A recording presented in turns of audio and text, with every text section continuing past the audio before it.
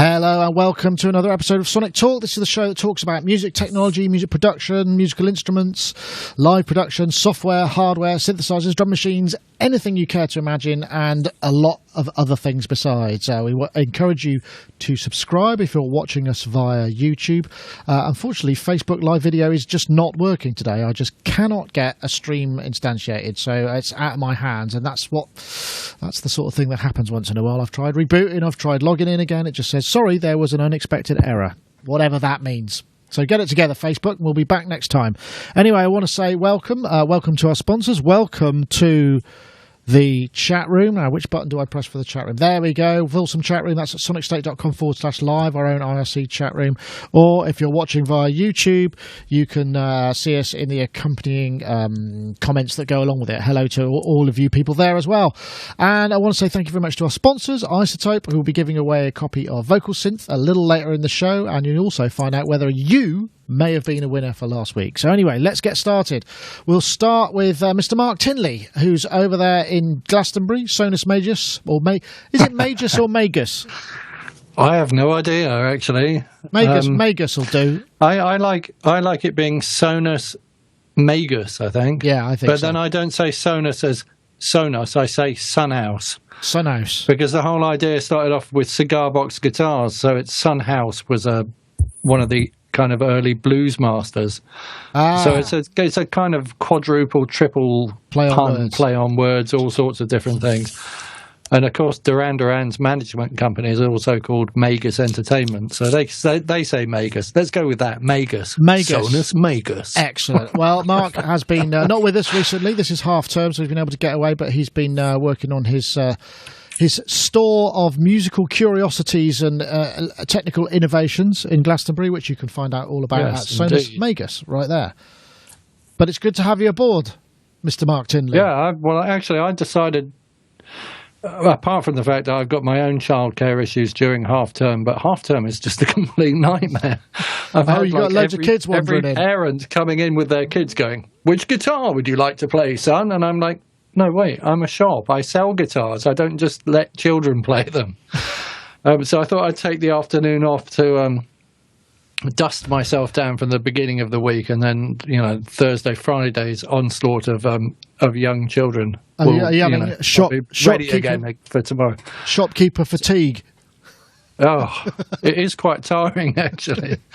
I mean, kids, because you can get into some great conversations with people's kids, actually, but because the adult is always, of course, like going, oh, no, don't talk to the man, no, and the kid is like really curious, because this little girl came in yesterday and she was like, oh, wow, your shop is amazing. And I was just like, wow, thank you very much. And, they're kind of taken by all the bright colours and all the weird stuff as much as the adult. Yeah. Well, that's what you get. That's the thing. Non-franchised commercial enterprises are a rarity in today's high street. So there you go. Indeed. If I had £1 for every person who'd said wow outside or inside my shop, I would be doing really well indeed. Yes. Well, you mean you need something that says if a wow was £1, we'd be millionaires, something like that. Absolutely, yeah. Anyway, Mark, nice to have you aboard. We'll speak to you again in a short while, and we're also very pleased to have Mr. Non Eric from musotalk.de, the music technology and music production website based in Berlin. How on earth are you, Mr. Non Eric? Reasonably fine. Only reasonably? How is this possible? Yes, but these are personal issues that have nothing to do with my job, with music production, anything. So what's happening in the world of Musotalk then? Well, tomorrow we have a podcast, and it's all about self-marketing, self-distribution via digital providers. How do I get my songs on Spotify and iTunes and wherever you need them to be. This will be our topic tomorrow, and we're going to do a live stream, and we have somebody from TuneCore in the show, and then we just released on Monday, a video on the Spectrasonics Keyscape, and I went to the studio of Thorsten Q. He's the musical director of Tangerine Dream, and we went through the plugin, and was great nice. because we found some really great sounds. And what was really great is because it's called Collector's Instruments, there's a couple of really crazy toy pianos sampled, and Thorsten actually had the original sitting there. Was that the toy piano? Was that the because there's I forget the name of it now. What make was that? Can you remember off the top of your head? No, I can't. And apparently, I think they called a couple of instruments toy pianos. So I'm not sure whether that was supposed to be the category or an individual instrument. Oh, excellent. So, in terms of the distribution and marketing thing, are you going to talk about Bandcamp as well? Because I know that's I don't know if that is taken hold as much in Germany as perhaps in other territories. Because it's what I use for my stuff, and it's really easy, and it's just it's a no-brainer. Will it also get your tracks onto Spotify? No, it's not designed for that. It's just a kind of but so are there services now that will actually fan out from a single point of upload then now, right? Yeah. And you upload to TuneCore or any other digital distributor, and they will just get it into, I think, almost like 50 different stores. The most important ones obviously being iTunes and Spotify, and they just deal with that. And there's different kind of models. Some charge a one-off fee for each track. Others will want a commission. So that's probably the interesting part, is what is best suited for you. Yeah. So if you that does sound actually very interesting. If only my German was as good as your English, I would be enjoying that myself tomorrow, because that sounds pretty good. But on that, so Mark, where do you put your stuff for if people are going to buy it?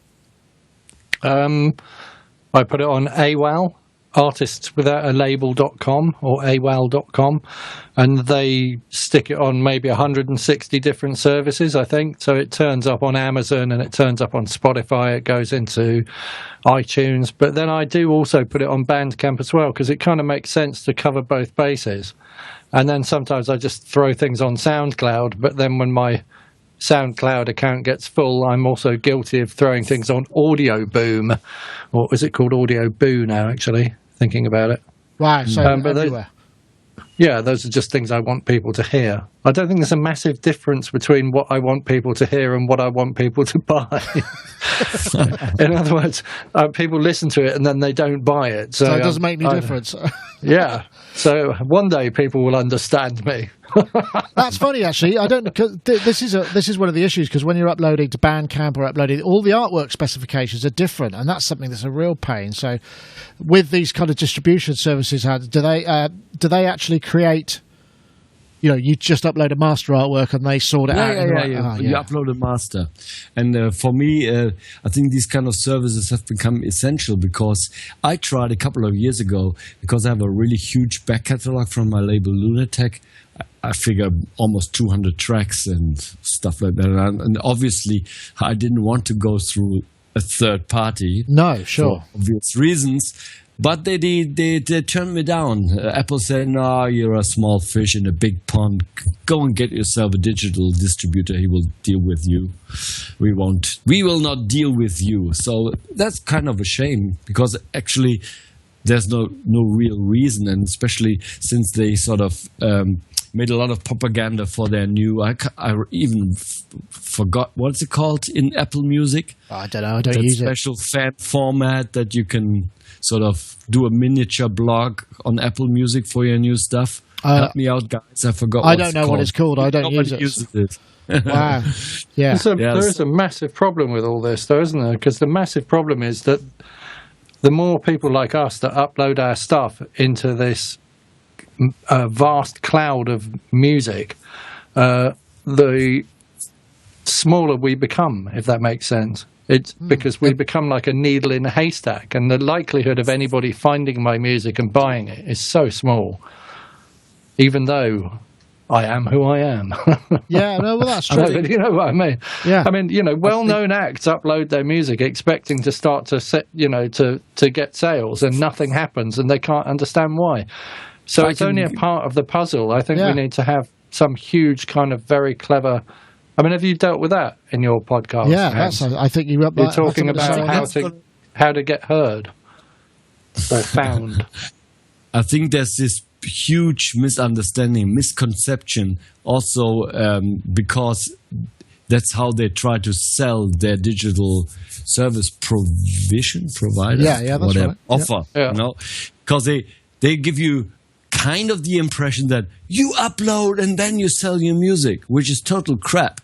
It's nothing will happen because it's basically just a tool. It's a kind of a software. It's a service, but it's like saying, oh, I had all these CD pressed, made. I had 500 CDs, and now they all send them to me, and I don't know what to do with it. It's basically the same thing. You upload your music, but you have nothing. You haven't done much more than went to a manufacturer and made a couple of CDs. That's where you're at. I mean, there's nothing, and that's why some of those digital distribution platforms, they have a bad kind of notion around them, because people expect that when they upload their tracks, that they sell a couple of tracks. But that is not the way it works, because all you have done is you bought your access to a huge database. You can upload your stuff to all these databases, but nobody will find you if they don't search for you. And that's your part of the job, and that part has become huge. Yeah, that is. It's a whole job in itself, isn't it? Yeah. I mean, I can be a musician, and I can write music, and I can record it, and I can stick it on services like this. So I'm out there, right? But then I need to give that up and then start a new job called marketing, and then I need to do that 24/7 for a long time until something happens, till enough people buy my thing that it goes like viral, or the tipping point happens, or whatever.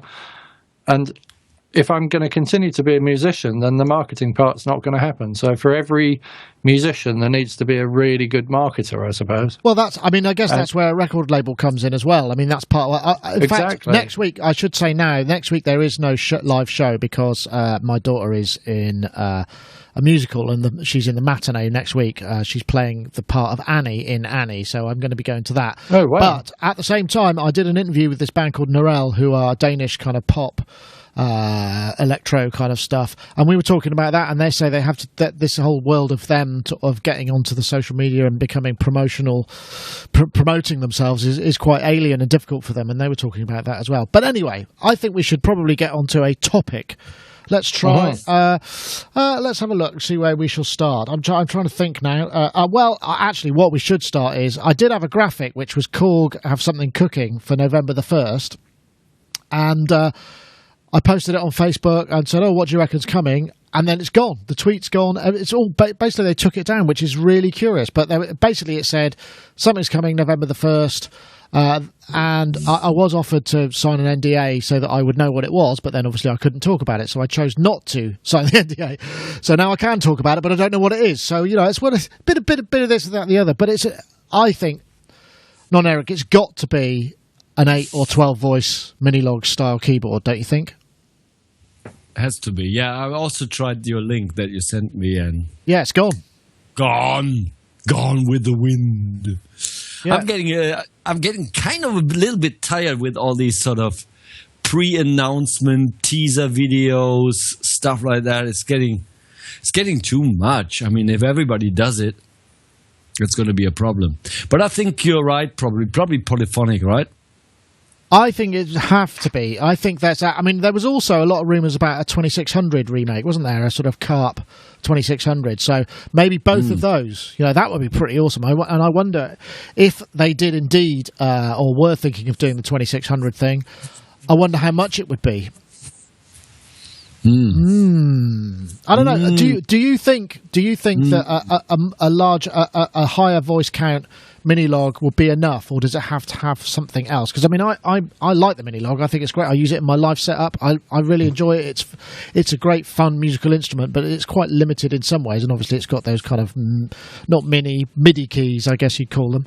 So I'm guessing maybe a Minilog Pro. Yeah, with a decent keyboard, couple of more voices, 2 or 3 more features. Off you go. Maybe a little bit like the upgrade from System 1 to System 8 in a way. Maybe so. Yeah, that might be a possibility. But would you be excited by the possibility of a Carp 2600? Yeah, I would be, yes. I would like to own a 2600 at some point. Although, whenever I've been faced with one, I've never really been able to figure it out. I mean, an Odyssey is hard enough, if you're not used to the signal flow. So a 2600 is even more difficult. What do you reckon they could charge for it? This is the big problem. I mean, the DeepMind will be probably selling for 800, 900 here in Germany, maybe even less. And that's gonna sort of set a new bar for a polyphonic keyboard. I think it should be around 1,000 for a 2600. Yeah, maybe 1,200. Yeah, I think that might be an answer. Yeah. What are you hoping to see, Mark? If anything. What about an Electribe for Android? Probably doesn't warrant such a tease, I suppose. But yeah, I take your point. The Google Electribe. I don't know.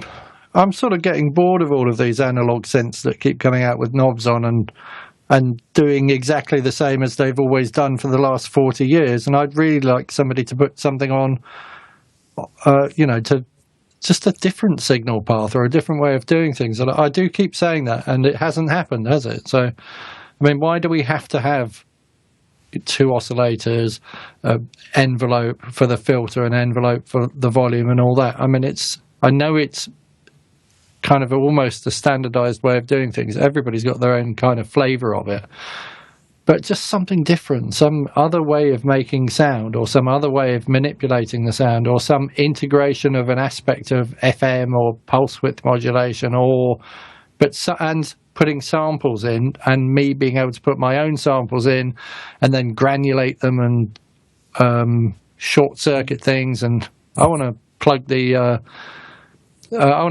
clock into the audio and things like that, and just get all the nasty noises into the signal path as well, and then sort of make sounds that I can save somewhere and come back to. Yeah, I think that's cool. What you possibly need is, I mean, this is the newest, as we see the Lyra 8, the Russian drone machine, which I think is just fantastic. If you haven't checked that out, non-Eric, you should really take a look at that, because it's got sort of it's just 8 oscillators in a mad pitch relationship with loads of FM and AM, and you just kind of go, yeah, make some drone stuff.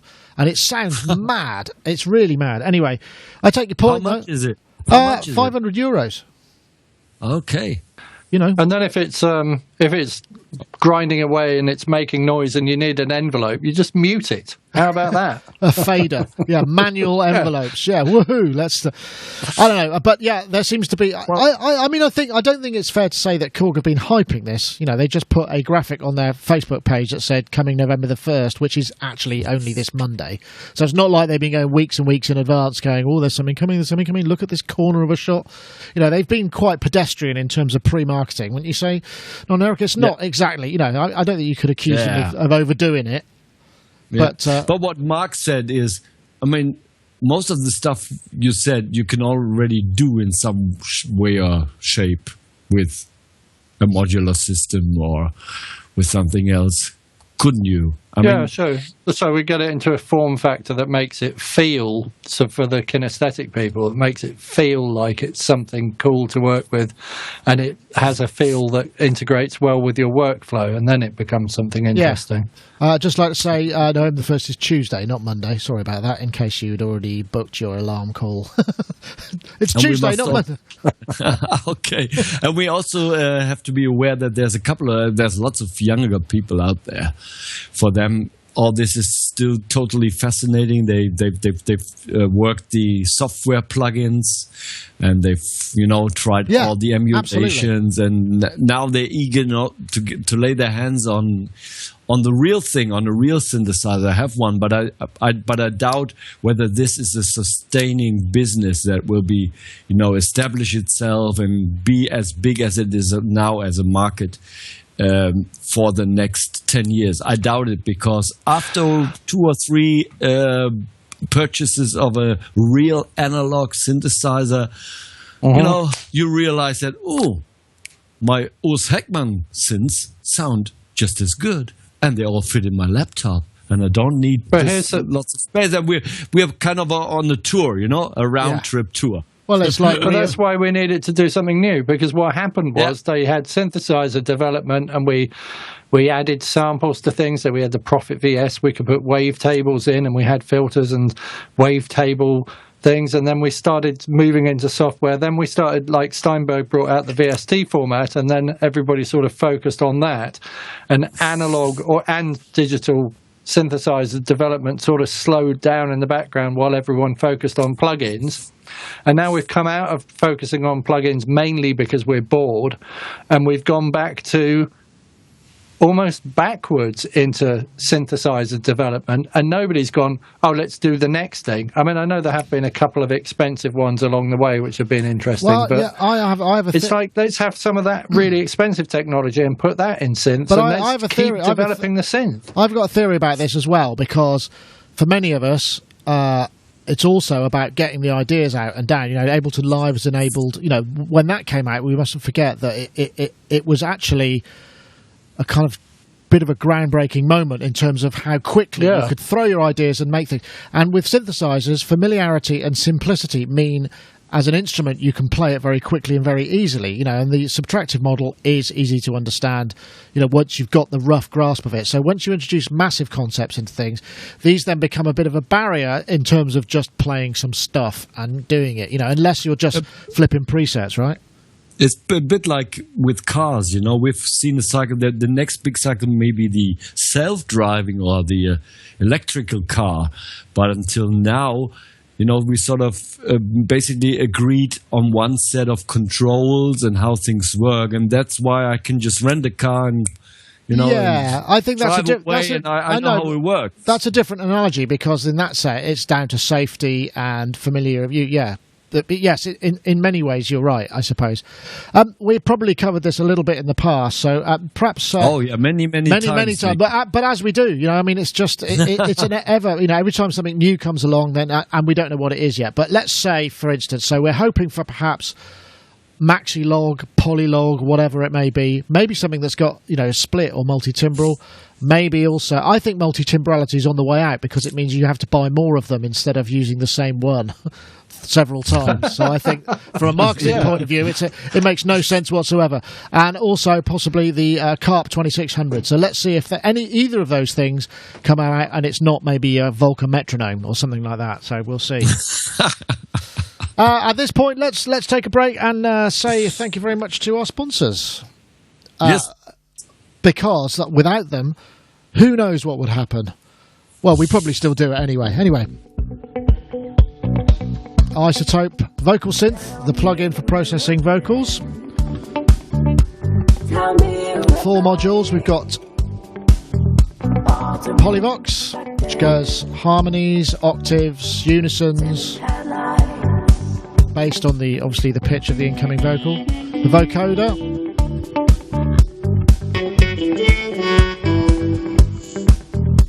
and CompuVox as well. And finally, TalkBox, without the dribbles. If you want to check this out for yourself, please go to iZotope.com/vocalsynth, where you can get hold of a fully functioning demo. Once again, we thank iZotope for their continued sponsor of the show. It is very much appreciated, as I'm sure they are aware, and I hope as our listeners you are as well. So every week they have been announcing a competition, and last week we asked you to tweet a hashtag, and I'll give you the results of that competition first this week. This is last week we asked you to tweet the hashtag IamRobot and the hashtag VocalSynth to @sonicstate and @iZotope Inc. And we have a winner from last week, is somebody called Particle Smear. This is the Twitter handle @Particle Smear. Which is how you'd expect to spell it. So if you want to get in touch, Mr. Particle or Mr. Smear or Miss Particle or Miss Smear, however you like to be known, please email in, use the contact form, or contact us via any one of the usual channels, and we'll pass you on to iZotope, and they'll be able to give you a copy of Vocal Synth. And also, we got another competition this week. This week, we're asking you to tweet the hashtag AutoHarmony, that's one word, the hashtag AutoHarmony and the hashtag VocalSynth to @sonicstate and @iZotope Inc. For those of you listening and can't watch this, this is the hashtag AutoHarmony, one word, and the hashtag Vocal Synth to @sonicstate and @Isotope Inc. And that will get you entered into the competition, where we will pick next week, excuse me, a winner based on the algorithm of a random competition-winning supercomputer. Right. Okay, here we go. Let's get straight to it. This is the new news, Ableton's new Export Live Session, which is an SDK that several iOS apps have started using.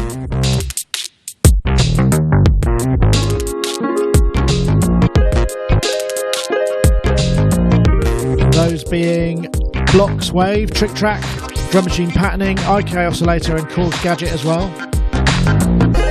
Looks like it goes out as to Dropbox, and then you can pick that up on your computer, thereby getting around the dreadful sandboxing that you get on iOS devices.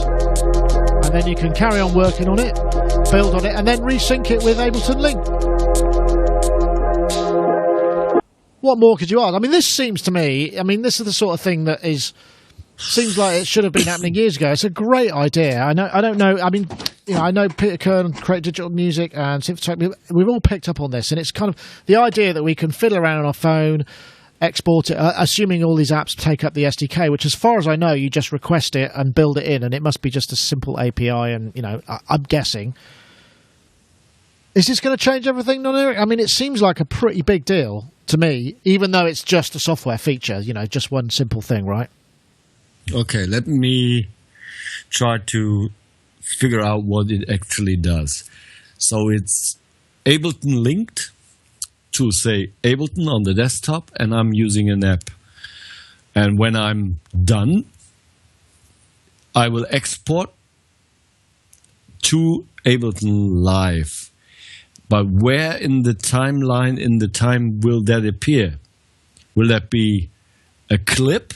No, it's a session. It's an entire session. So it creates... Okay. So basically, if you were, say, using, say, Korg Gadget, and you had multiple tracks and multiple patterns, you just went export to live. Korg Gadget is actually a really cool music-making application for one of the sort of more advanced ones on iOS devices. You go export to Ableton Live. It creates an actual Ableton session with the patterns, audio clips in the scenes, because and then you bring that in. And then if somebody else was working on a tune that was linked via the Ableton link or the Korg, I've forgotten what the Korg one's called, and they were jamming along, they had an also compatible app, they would export too, and then you would merge the two things, bring them in as documents, and then just have the whole thing and carry on working on it, because it would the clips would be basically bounced and turned into an Ableton document, an Ableton Live Session document. So it's not just bouncing a WAV file, it's bouncing the individual elements, and it's turning it into a document that you can load as an Ableton Live Session.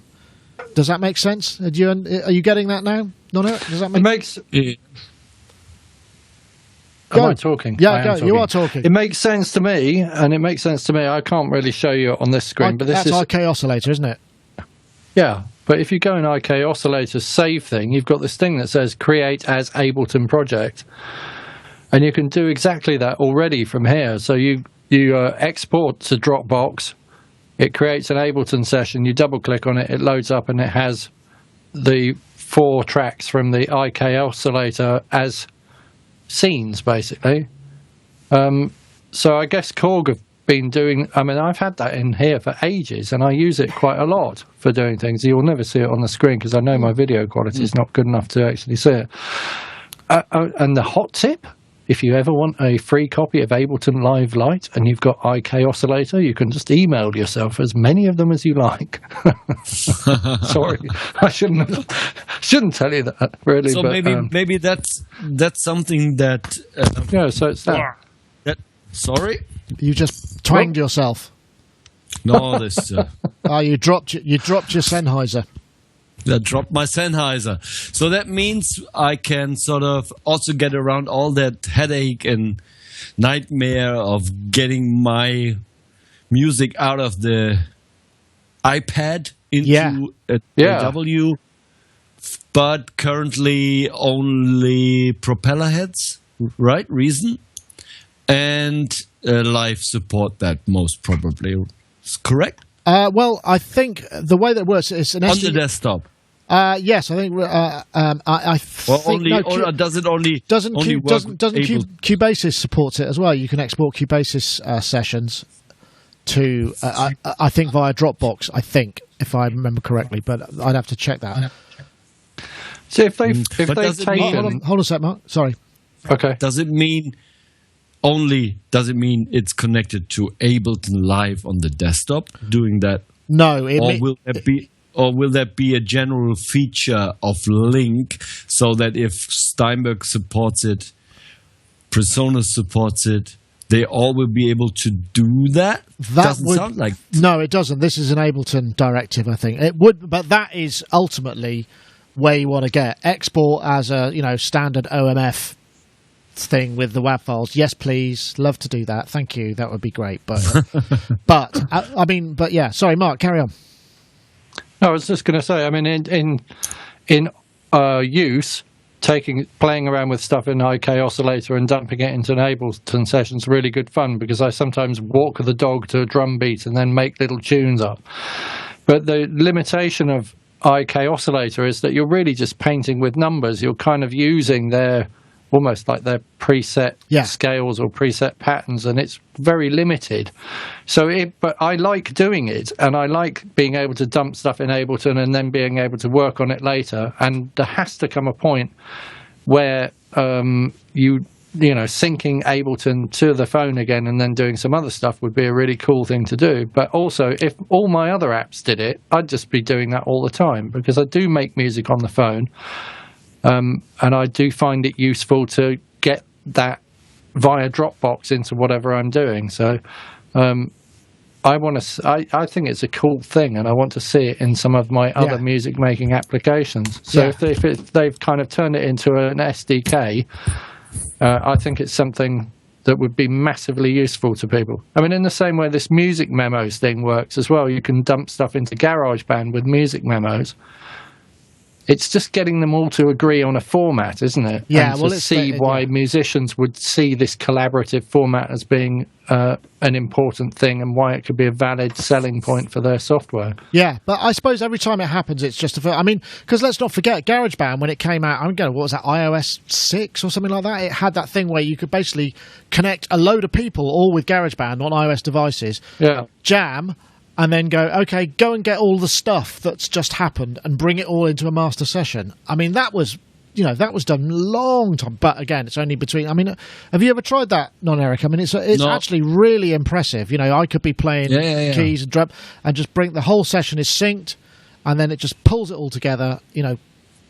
Just do it button. That's what we want. Yes, we do. But not just for Ableton Live, and not only for GarageBand. No, I would agree with that. But anyway, good work, Ableton. I'm guessing it's probably only going to be working in 9.7, which is the latest release, which is fixed.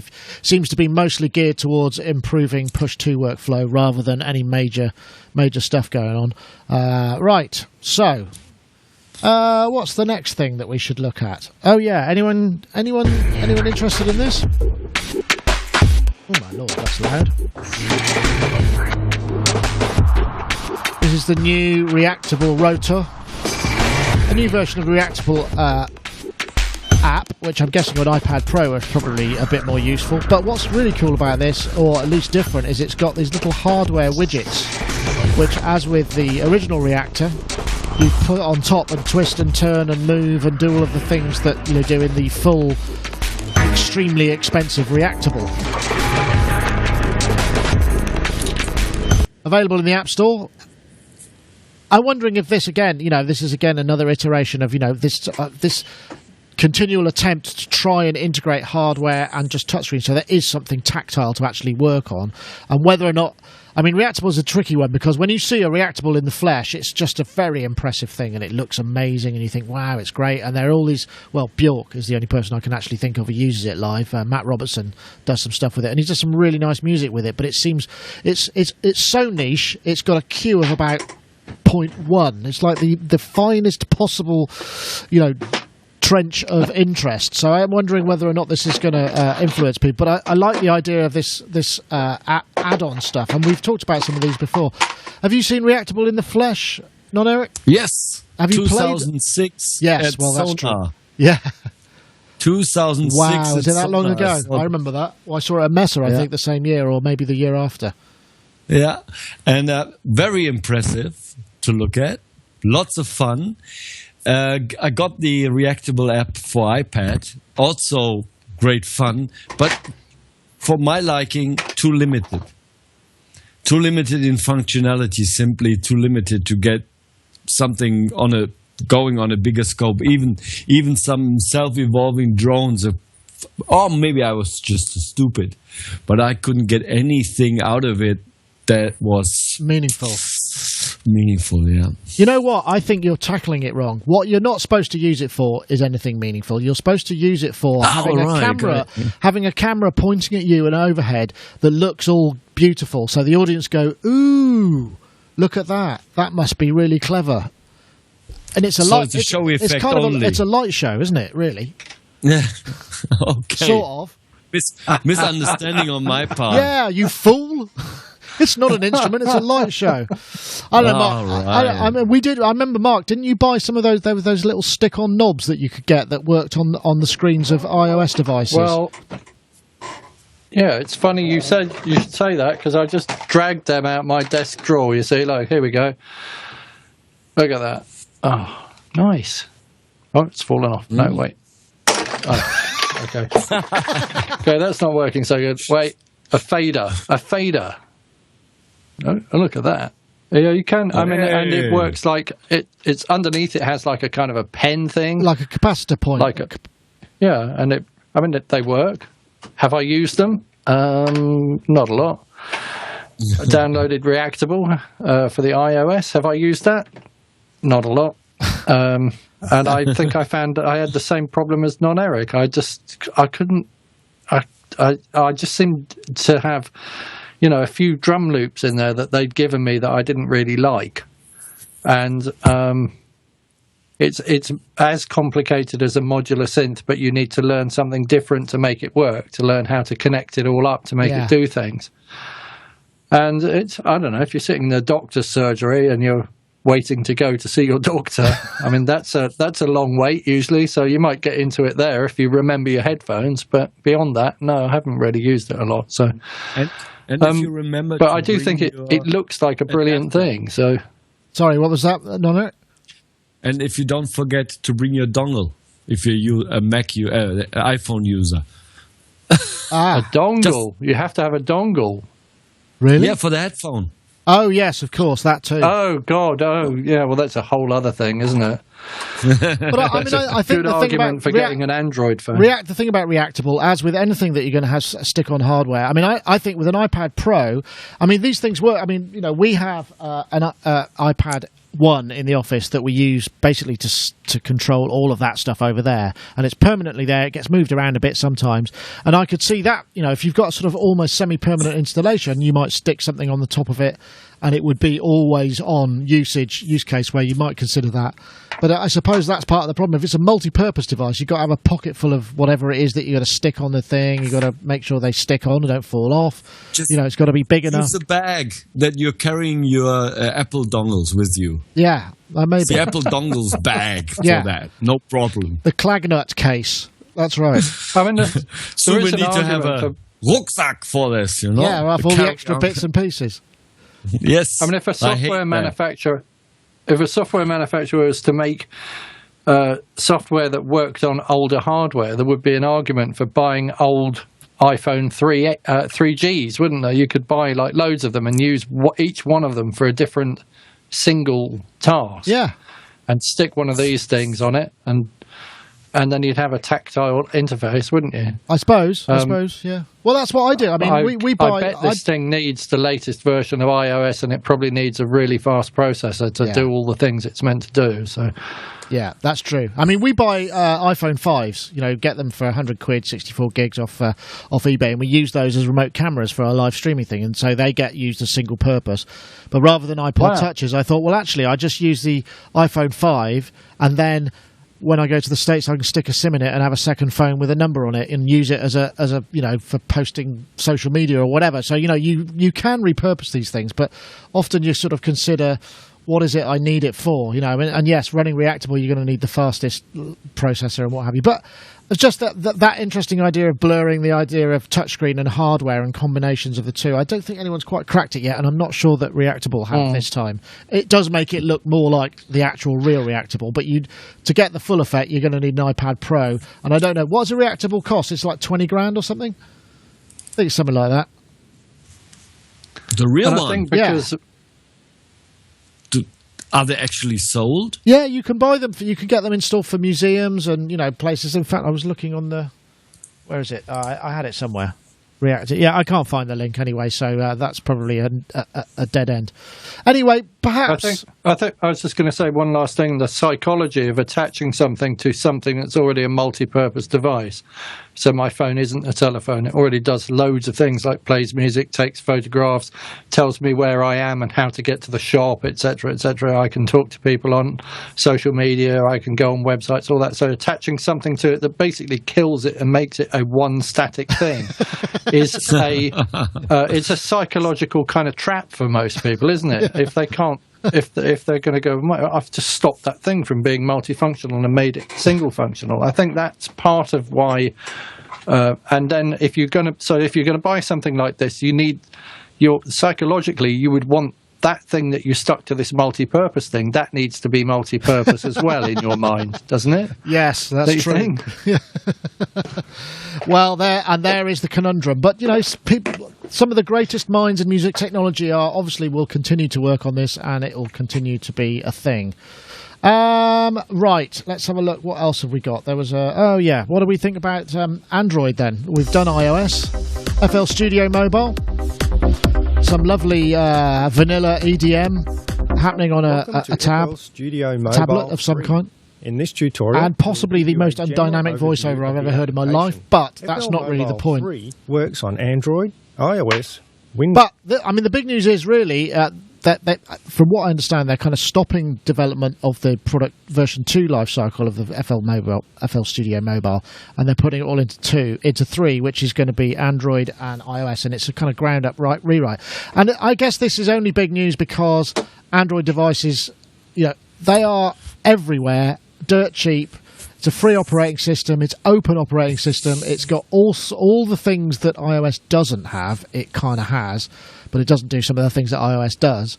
So, is that going to be is there a future there? No, Eric. I mean, do you use any Android devices in your life, or are you an iPhone and Apple? Yes. Okay. I smashed my iPhone 5 and I needed a telephone with a headphone jack, so I got myself a cheap Motorola Android, and it's for the money I think I spent 160 euros, and the thing has got a full HD display, double SIM slot, SD card, exchangeable battery. Yeah, hooray. Not for long. Oh, what? But the point I want to make is 2 things. You said they're stopping the cycle of 2. And now it's only FL Studio Mobile 3. I think that's basically because you cannot charge for an upgrade in the iTunes store, right? In the App Store. So that, for developers, a huge problem. If they spend a lot of money developing a new version or an update, they can't go to the existing users and say, hey, it's 5 euros, 10 euros for an update. It's just simply not possible. I did not know that. And that's why they have to have the whole new version number. Oh, well, that's clear. I mean, yeah, fair enough. I mean, why wouldn't you? But yeah, maybe that's why they're going on about how it's been rewritten from the ground up and all of those things to justify it. And it's still only, it's $15 or something. I mean, it's not exactly, £13.49. $13.49. I've got it there, look. £13.49. So it's on there. And the biggest problem with Android is that because it's available for so many different devices, it's a bit like Windows versus Mac OS, where the Windows for a long, long time, there is no standard. There's no ASIO. That's what you call it? Yeah. That's what Steinberg had to develop, a kind of a standard so that circumventing parts of the operating system to get low latencies, and that hasn't happened for Android yet. There is no. I thought it had just happened. Oh, really? Well, hasn't somebody just written an Android USB driver in the last month, maybe? Oh, okay. Well, it's not designed so much for kind of real-time operation. That's the problem. Real-time in terms of real-time processing of throughput, like audio in to audio out, or that kind of thing. That's the thing that's always been an issue, because there are other higher priority processes going on, I guess. Let me see. Android. Yeah, lots of much higher latency.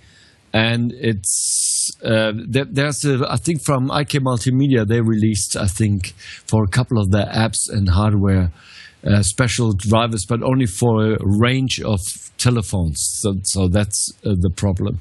And there was another thing only for certain audio devices as well.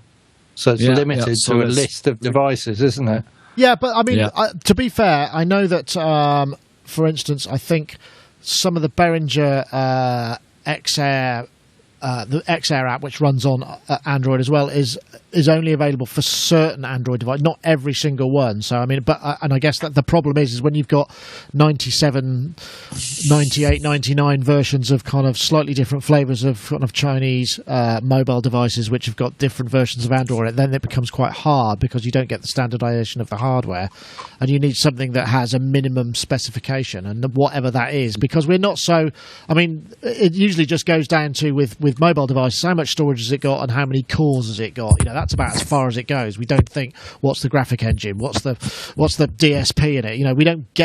We don't really sort of look at those sort of things, and they're not really made available. So it's harder, I'm guessing. To deal with that. One question, Mark. You got the app already? No, I haven't got the app.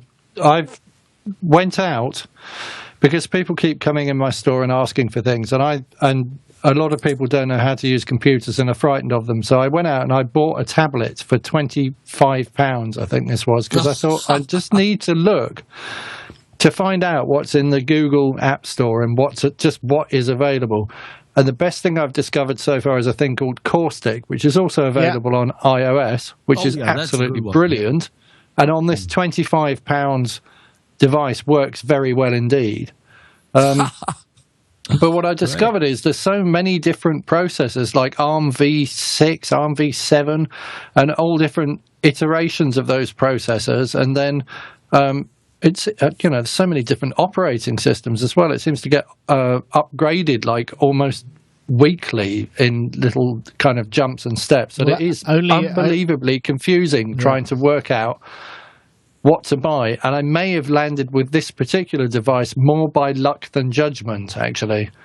And like you, I don't want to buy an Apple phone that I can't plug headphones in, and I'm getting fed up with iOS, and I'm thinking it's time to just investigate this a bit and see if it's worth making the leap to Android. And the people, I think, who do the driver, let me just see if I can find I've just found this one, which is Extreme SD. Is that them? There's something called Audio Driver in USB, Audio Player, Recorder Pro, and Audio Version Mobile. It's a host cable. I probably need to audio. So, the software I found is a piece of software called Audio Evolution. Oh, yeah. And it will talk to a good range of audio cards. So I got that, the Behringer UCA222, and they seem to work quite well together. That's the same guys, yeah. Audio Evolution Mobile. And they make a driver specifically and they have a list of different hardware that it'll work with, and it's kind of like an ASIO driver if we wanted to make an analogy to the PC world. But I think this world's about to happen. I think it's a little bit kind of shaky. I tried downloading a few loopers and found that the latency on it was just like absolutely beyond a joke. And some of the audio quality, not anywhere near where you could just plug a guitar into it and use it for something, because that's what I'm thinking. You have to be fair, Mark. It's 25 euros, right? Or quid, or whatever. Yeah, 25 quid. Yeah. You have to... It's got a camera in it. But I have to say, I made the switch to the Android phone, and I was kind of shocked how good it was. I mean, 170 euros, especially it's a stock Android because it's a Motorola. So it's the latest version of Android. It's a stock version. There's no crap on there. And the things, and there's a couple of things that you could do. You say, wow, I can't do that on my iPhone. And this is really, really clever. You know? So I think sometimes it's very important, you know, to at least spend some time and, you know, and look what has happened in, you know, next door. Yeah. This has got Wi-Fi on it. I switched this on. It said, have you got a Google account? I said, well, for this, I don't want to put my Google account in because I'm not sure where it's going to go. So I might sell this to someone else or whatever. So I said, no.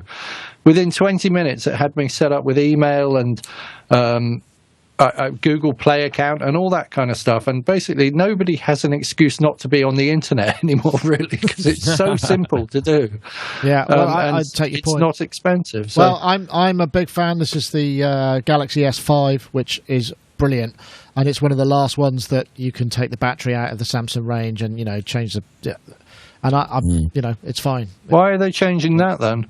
Well, I don't know. Is there a reason? I think it's just one-piece manufacture. Probably makes it easier to control, you know, the back falling off or whatever. Anyway. One last point on the Android software. What I saw when I looked at the video is there was a mouse pointer. Yeah, I think. I wasn't sure what's going on there. Yeah, whether they're it's probably emulation. using some kind of display software, like you can also use on your for iOS. But I find that the user interface looks very much like the Cubasis user interface for iOS, which I find might be pretty awesome to control with a mouse. But just using the philosophy of a mouse-driven interface and putting it on a touch interface, it's no good. No, doesn't work. It certainly does not. I would agree with you there. Very, very. Are they going to put that software across all platforms as well? So their version of FL Mobile will be on iOS or not? Yes, but FL Studio will be on iOS. It is. Yeah. Right. Let's see. What else did we get? Oh yeah, I went to see John Carpenter live. Ooh. Oh, I'm Germany's biggest John Carpenter fan. Really? I was here. Well, the thing is, I was a bit gutted because I paid quite a lot for the tickets, and then I saw they were filming it, and I didn't know they were streaming the whole thing, and so it was a bit disappointing, really. But hold on, let me. But he started with Escape from New York, and then he went, and then they went into. I probably shouldn't play much of this because I'll get busted. But and then Escape from New York, and then they went into Assault on Precinct 13. Here we go. I'll play the beginning of this. The band were pretty rocking. I did get a little bit David Hasselhoff at times, I must admit, which I think is big in Germany also, right? No. He is. Hold on, it just got it. And what was amazing was hearing just these synth riffs coming out of. Oh yeah. Yeah. Disappointing. Anyway, I won't play any more of that because I will get busted. Disappointing to see him on this miniature. I know. Yeah. Well, audio keyboard. They were using, to be honest, both the keyboard players were using MainStage, as far as I could tell. There was a System 1 on a table, as well as a DSi Mofo, but I think the rest of it was all in the box. And they had their two guitarists, a drummer, and a bass player. And I think the drummer was playing, then he was playing pads or whatever. For some reason, they decided that velocity was a good idea on those machine hi-hats, which is just. Anyway, it was a great experience, although it was very strange to see that happening live because it was very much enhanced by the back projection. They had some great, the thing was especially kind of visceral, and there were some really shocking moments in it because I'm not familiar with all of John Carpenter's films, but he was talking a bit, and he's I don't know how old he is. He must be over 70, and it was great fun, but it did get extremely cheesy from time to time, which was not so much of the fun. But I guess that's it was quite LA muso kind of lead guitar. That kind of stuff. Ugh. So you're a big fan then, non-Eric, right? Yes. I did my biggest club hit was called Superstitious, and it uses the outro music from the Fog. Ah, he did that. He did the Fog.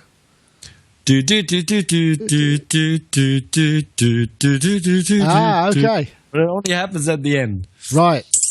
So, do you still pay the royalties for those recordings?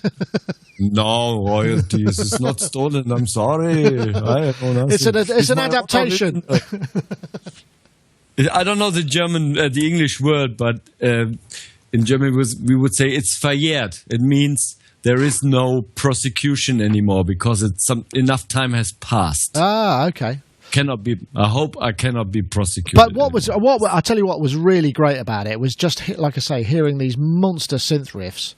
Although it did start, I was thinking, actually, some of these sounds were really not very good. You know, I mean, the bass sound was very distinctive, but some of the other sounds that were being used were actually really not very good. It was more to do with the melody, and I just thought, that's interesting that the melody was the strongest, particularly with, you know, some of his more famous soundtracks. It wasn't really about the sounds. You know, it was electronic, but the other thing that was quite amusing was, I don't know if you remember in the original soundtracks, but they were just shockingly out of time. I mean, it was all hand played, but also really hand played and sort of not gone back to and fixed when perhaps, you know, maybe it could have been played a bit better.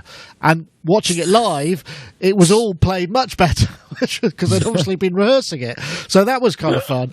That was definitely a big difference to it. I don't know, Mark, are you a fan of Mr. JC?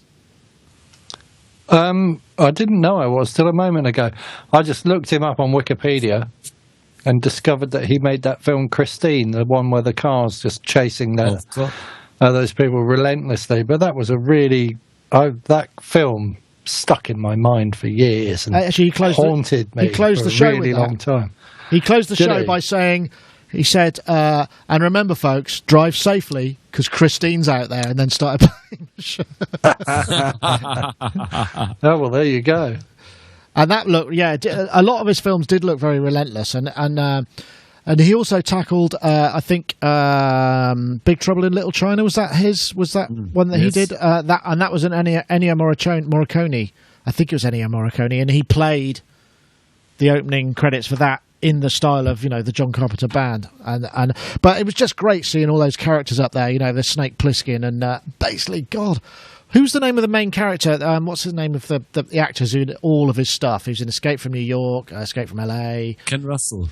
Kurt Russell, that's right. And he was in so many films, as well as Donald Pleasance, and I didn't realise. I must go and watch some more stuff. But yeah, he may be coming to Germany. And Alice Cooper. Oh yes, that's I thought that was Harry Dean Stanton, but you're right. It was, wasn't it? Now I think about Alice Cooper, yes. Awesome. Anyway, that was great fun, and I suppose that, you know, on an up note, it was nice to see, you know, some electronic music being played live, and the fact that it was streamed was also pretty cool as well. Oh, that was, which I suppose took us into that other thing, which I didn't really get into. Did you see that the Boiler Room are going to debut virtual reality music venue? I mean, it's a terrible graphic, but I don't know. I think that they're building a purpose-built thing. They're teaming up with a leading provider of 360 and VR entertainment to create Inception, they're called, to create an actual venue whereby presumably it will be streamed, or is it that the punters will be watched? But I don't know. I think that would have legs, because I mean the Boiler Room stuff is generally quite static, isn't it? I mean, it's like a guy with a table and a camera in front. They might have another shot, but they've been doing it for so long. Do you think it would be something that I haven't really experienced the immersive 3D experience apart from, you know, Google Cardboard on my Android phone, which is pretty good. Maybe I'm the wrong guy to talk to about this, actually, because I'm trying to spend less time in the virtual world and more in the real world. So I doubt whether I could endorse this. No, I'm sorry. I don't know. I like the idea, because obviously we're not going to be able to get... I mean, you could have been at the John Carpenter gig in virtual reality, wandering around on stage, but not getting in the way of anybody, but still having a good look round. I mean, that could be cool for tech heads like that. I don't know, Mark, you did all that stuff with Second Life, didn't you? I mean, I did. Are you still involved in that? Are they still going, or has it sort of died away? I don't know. I think it sort of petered out a little bit, really. I've not been in there for ages, so I'd probably have to go and have a look. I expect it's exactly the same as it was when I did it, almost 10 years ago, was it? Maybe. Gosh, is it really? 7, 8 years ago.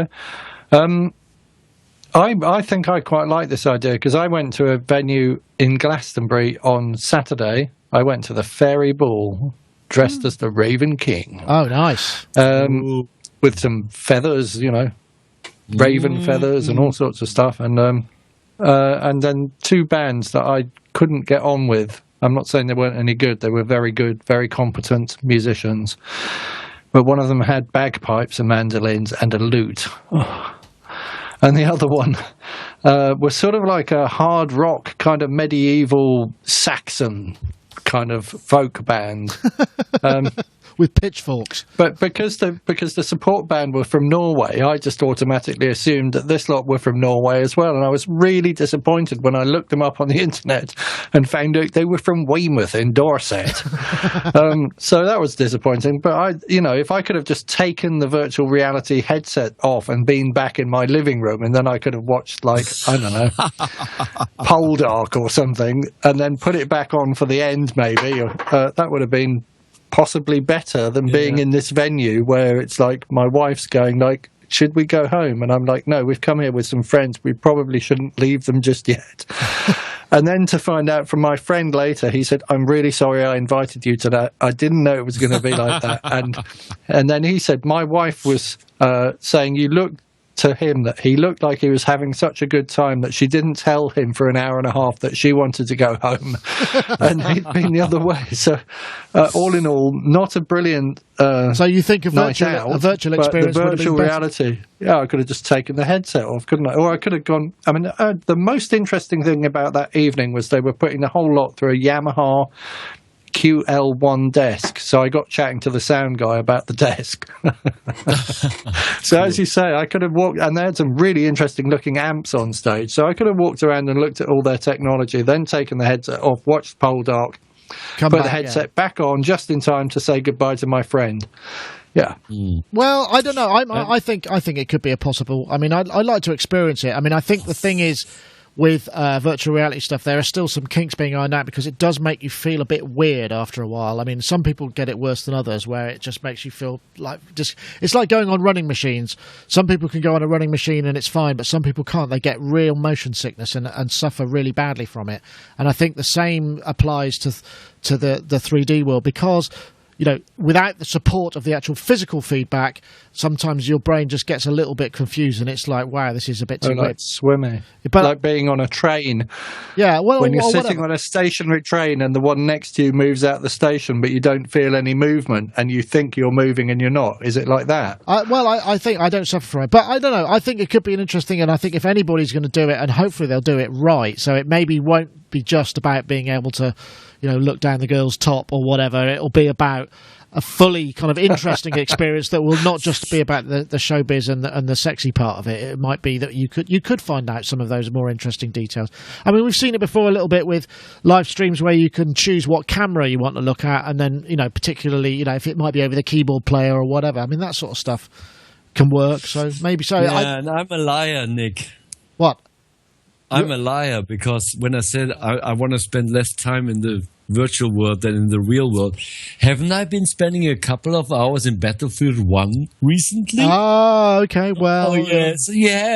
Escapism. I can't get into it. But I mean, I'm the same. I mean, I'll just sit there on my phone checking, because when you're in media, you spend a lot of time looking for stories and looking for things that perhaps you should share on your Facebook page. And it becomes a bit of an obsession, so it's not healthy. And it means I'm not outside very much, and I haven't been for a long time, really, and I should. Anyway, that lifestyle choice aside, we should probably say goodbye. It feels like it's about that time. I want to say thank you very much to everybody for joining us. Thank you, Mr. Norek, musotalk.de. Your special is, did you say tomorrow or next week? Tomorrow. Tomorrow, okay. So they can check. Thursdays, 27th. And you're streaming that via what? Facebook and YouTube? YouTube. Okay. And on Ustream. Okay. Super. Well, thank you very much for joining us, Mr. Non-Eric and musotalk.de. We'll see you again soon. I'll cut to save your embarrassment there. Thanks. And also, Mark Tinley, thank you very much for joining us as well. It's been a pleasure as ever. Nice to see you back. And I hope that you get through your half-term nonsense and, out through the other side. Like I say, next week. Hey, can I drop in an exciting hot tip for guitarists? Go on. That's allowed. I've discovered a thing. This isn't me marketing anything either, by the way. This is my recommendation for guitarists. I've discovered this thing. It's called can you see that? It's a battery. Yeah. A PP3 style battery, right? Yeah. And then if I press this button on the side, can you see that lighting up thing on the side? Yes, LEDs. It's like a power meter, right? And now have a look in the bottom. Can you see that USB socket? So if you want to power your pedals, your guitar pedals, off a lithium-ion battery, that's exactly the same size as a PP3, and it's got 800 milliamps in it. So it's about 3 times as long-lasting as any Duracell that you might put in there. Whoa. Absolutely brilliant. Wow. They're designed for radio-controlled helicopters as well. Are they expensive? So they're for radio-controlled helicopters, and they're unbelievably light. Well, I ordered it from China, and it's taken about 3 months to get here, I think. And I think they were about £8, so not massively expensive when you consider an alkaline battery is probably about £150 to £2 now, and you can recharge this. I don't know, as many times as a laptop, 700 times or something. So I reckon that's the way forward for guitarists. Yeah. Actually, thinking about that, there should be ones where you could buy in blocks of sets of 2 AA's and 4 AA's that you could slot into the. So you could charge the whole unit up, and it just fits into the. That would be a good. Oh wow! Okay, I like that. I've got another solution for that, which is fire alarm batteries, which is a 3.7 volt lithium-ion battery, the same size as an AA. And if you use them and you combine them with aluminium AA dummy blanks, you just put half as many batteries in, and you can power anything that runs off AAs from that. But the only problem with that is because the equipment is designed for what are Duracell batteries? Alkaline batteries. Okay. Alkaline batteries go flat over a different period of time to lithium-ion batteries, so your equipment just suddenly turns off without warning. No, that's the only downside. We get the same thing with us. We use lithium-ion in our Zoom recorders when we're doing Tascam recorders when we're doing shows, and they last for days and days and days, and then they just suddenly go dunk. It's gone. Yeah, which is not so good if you're in the middle of a recording. Anyway, thank you, chaps. Thank you, Non-Eric. Thank you, Mark Tinley. We will see you next time. And we go now. See you later. Woo! Woo! Woo! And cans. Nick, Mark, I need to run. Okay, see you later. Bye. Yeah, bye.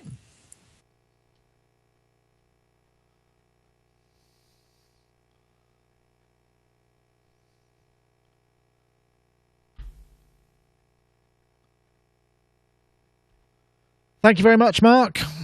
All right, you're welcome. I'll see you again soon, maybe in a few weeks' time or something. Yeah, cool. That'd be brilliant. Well, maybe I could.